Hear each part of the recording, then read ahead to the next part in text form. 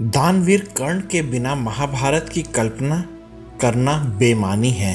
साथ ही इस बात से भी इनकार नहीं किया जा सकता कि कौरवों के सेनापति कर्ण अपने प्रतिद्वंदी अर्जुन से भी बड़े धनुर्धर थे, जिसकी तारीफ स्वयं भगवान श्री कृष्ण ने की थी। कर्ण न कि एक शक्तिशाली योद्धा थे, बल्कि बहुत बड़े दानवीर भी थे। बिना युद्ध का परिणाम सोचे अपने कवच और कुंडल तक दान में दे चुके थे। लेकिन कहते हैं कि कुसंगति का असर घातक होता है, और यह कर्ण की दुर्योधन से मित्रता का ही परिणाम था, जिसके कारण उन्होंने कई गलतियां की, जिसने कर्ण को महाभारत के युद्ध में कमजोर बनाया, बल्कि अंत में कर्ण की मृत्यु का कारण भी बना। जैसा कि आप सब जानते हैं कि कर्ण को बहुत से श्राप मिले थे महाभारत में, और इनमें से एक श्राप तो उसके लिए प्राणघातक सिद्ध हुआ। आज हम इस वीडियो में जानेंगे कि कर्ण की मृत्यु के समय जब भगवान परशुराम उनसे मिलने पहुंचे तो कर्ण ने उनसे क्या कहा, और बदले में परशुराम ने कर्ण से क्या कहा। तो ये जानने के लिए आप वीडियो को अंत तक देखें, और अगर आप इस चैनल पर नए हैं तो कृपया सब्सक्राइब कीजिएगा। तो आइए आगे बढ़ते हैं। आप सभी को पता है कि कुंती पुत्र कर्ण का पालन पोषण एक रथ चालक के घर हुआ था, जिसके कारण उसे शूद्र पुत्र कहा जाता था।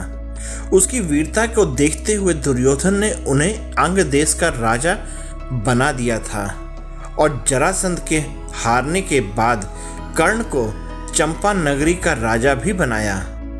वैसे दानवीर कर्ण जैसे महान योद्धा का जीवन किसी तपस्या से कम नहीं था। कर्ण को ऐसे कई कर्मों का परिणाम भी भोगना पड़ा, जिसमें उनकी कोई गलती नहीं थी, लेकिन फिर भी अनजाने में किए हुए कर्म और दूसरों की भलाई के कारण बस उन्हें 3 श्राप मिले, जो प्राणघातक हुए, और उन्हें महाभारत के निर्णायक युद्ध में अर्जुन के हाथों वीर गति को प्राप्त होना पड़ा। मैं आप सबको बता दूं कि कर्ण को 3 श्राप मिले थे। उनमें से 2 श्राप ब्राह्मणों ने दिए थे। यह दोनों ही श्राप उन्हें अनजाने में बाण चलाने से मिले थे। इसके अलावा तीसरा श्राप उन्हें भगवान परशुराम ने दिया था। कर्ण को वो श्राप किस लिए मिला था, ये जानते हैं। कर्ण जब धनुर्विद्या सीखने के लिए गुरु द्रोणाचार्य के पास पहुंचे तो उन्होंने कर्ण के शूद्र पुत्र होने के वजह से उन्हें शिक्षा देने से मना कर दिया। कर्ण इससे निराश होकर भगवान परशुराम के पास पहुंचे। परशुराम जी ने कर्ण की प्रतिभा को देखकर कर्ण को अपना शिष्य बना लिया। एक दिन अभ्यास के समय जब परशुराम जी थक गए तो उन्होंने कर्ण से कहा कि मैं थोड़ा आराम करना चाहता हूँ। तब कर्ण ने परशुराम के सिर को अपने जंघे पर रखा और परशुराम जी आराम करने लगे। थोड़े समय बाद एक बिच्छू आया, जिसने कर्ण की जांघ पर डंक मारने लगा। तब कर्ण ने सोचा कि यदि मैं अपना जांघ हटाऊंगा तो गुरुदेव की नींद टूट जाएगी, इसलिए कर्ण हिला तक नहीं और उसने बिच्छू को डंक मारने दिया, जिससे कर्ण के जांघे पर काफी खून बहने लगा और कर्ण को भयंकर कष्ट होने लगा। जब रक्त धीरे धीरे परशुराम के शरीर तक पहुंचा तब भगवान परशुराम की नींद खुल गई।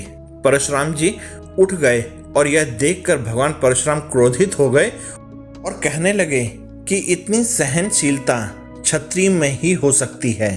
तत्पश्चात वे क्रोधित होकर बोले, तुमने मुझसे झूठ बोलकर ज्ञान प्राप्त किया है, इसलिए मैं तुम्हें श्राप देता हूँ कि जब भी तुम्हें मेरी दी हुई विद्या की जरूरत होगी उस समय तुम्हें वो काम नहीं आएगी।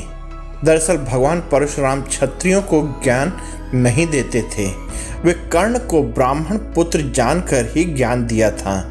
ऐसे में क्रोधित होकर उन्होंने कर्ण को श्राप दे दिया, और यही श्राप उनके लिए घातक सिद्ध हुआ। महाभारत की रणभूमि में जब कर्ण अपने आखिरी समय में थे तब भगवान परशुराम उनके पास आए और कहने लगे कि इसी दिन के लिए तो मैंने कर्ण तुम्हें श्राप दिया था। पुत्र, इस युद्ध में विजय होने से तुम्हें कुछ नहीं मिलेगा। यदि वासुदेव कृष्ण के होते हुए तुम विजयी भी हो गए तब भी कंगाल हो जाओगे। इसलिए हे दानवीर कर्ण, विजय सिर्फ पांडवों का ही अधिकार है। और तुम तो लेने के लिए प्रसिद्ध नहीं हो, तुम तो देने के लिए प्रसिद्ध हो। अपने भाग्य से संधि कर लो।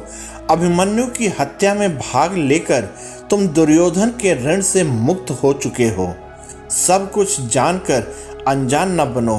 हे पुत्र, मेरे आशीर्वाद की छाया में आओ और याद रखो, मृत्यु लोक हो या चाहे स्वर्ग लोक हो, जब भी वीर महावीरों की सभा में तुम्हारा नाम लिया जाएगा तो सभी वीर खड़े होकर तुम्हारे नाम की जय जयकार करेंगे। यह थी भगवान परशुराम के द्वारा कर्ण को मिलने की श्राप की कथा। आप सबको ये कथा कैसी लगी कृपया कमेंट करके मुझे बताइएगा। साथ ही आप इस वीडियो में मेरे साथ बने रहे, इसके लिए आप सबका बहुत बहुत हृदय से धन्यवाद और जय हिंद दोस्तों।